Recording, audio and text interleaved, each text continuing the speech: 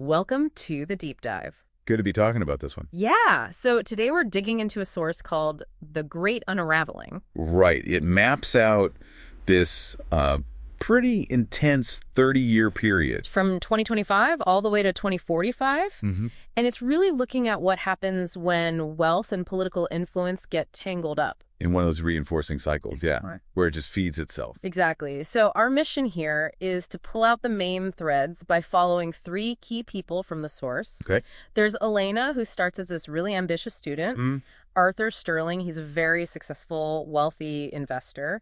And David, the policy analyst, who basically charts the whole thing falling apart. And David's warning comes really early, doesn't it? Like right in 2025. It does. What's the core of his argument, then? Well, he calls it the policy capture spiral. It's a bit jargony, but essentially he's saying the system isn't just tilted. It's fundamentally hardwired to favor itself. That's the quote. Hardwired, okay. But the real kicker, he says, isn't just the spiral. It's that the things meant to balance it out. You know, public pressure, social mobility, elections. The usual checks and balances. Exactly. They're just too slow. Structurally, too slow to counter how fast concentrated wealth can move and influence things. And we see that playing out immediately in 2025. You've got Elena, right, working her tail off, convinced hard work is the key. Believing in the meritocracy idea. Right. Meanwhile, Arthur Sterling grows his portfolio by, 9%? Yep.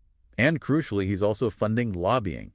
Big time. Specifically, the source mentions lobbying against capital transfer taxes. Why that? Seems oddly specific. Well, think about it. That's the accelerator pedal for the spiral David warned about. How so? If you make it easy for huge amounts of capital to be transferred and grow without checks, without regulation, you guarantee that wealth concentration outpaces any political or social response. Ah, okay, so it's about speed. Totally. It's like trying to regulate a speedboat with canoe paddles.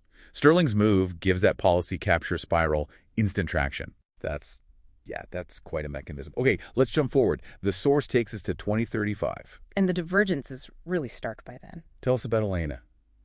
Her degree.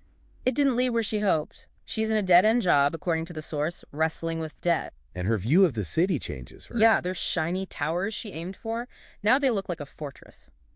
The rungs on the ladder feel miles apart. And Arthur Sterling in 2035. He's literally in a fortress, one of those luxury arcologies, self-contained, separate. Wow. His wealth is managed by AI, doing millions of microtransactions. Totally abstract. And his view of the growing unrest outside. Let me guess. Not good. The source calls it detached pity. He's so insulated by his money, society's problems are just noise, distant news. And David, the analyst. He's left government by now. He's a journalist. Trying to warn people. Trying to document what he calls two separate realities. He sees the protests building, calls it a social correction loop, like a storm gathering. But his article ignored. By the mainstream media, anyway. Which, surprise, surprise, is tied up with interests like Sterling's. Advertisers, owners. You know how it goes. So the warnings just don't get through. Pretty much blocked. Which leads us to 2045. The breaking point. Yeah, the storm hits, the system fractures. Elena isn't looking for a leg up anymore. No. She's an organizer, demanding justice, not opportunity. She wants a new recipe for society, because the source makes it clear the old one was rigged. And Arthur Sterling, the ultimate irony. His AI performed flawlessly. His fortune ballooned during the chaos. So he won. Financially, yes. But the source paints this picture of him trapped in his gilded cage, utterly isolated. Feeling impoverished. Exactly. Watching the world outside burn from his silent penthouse. Yeah. Wealth bought isolation, not peace.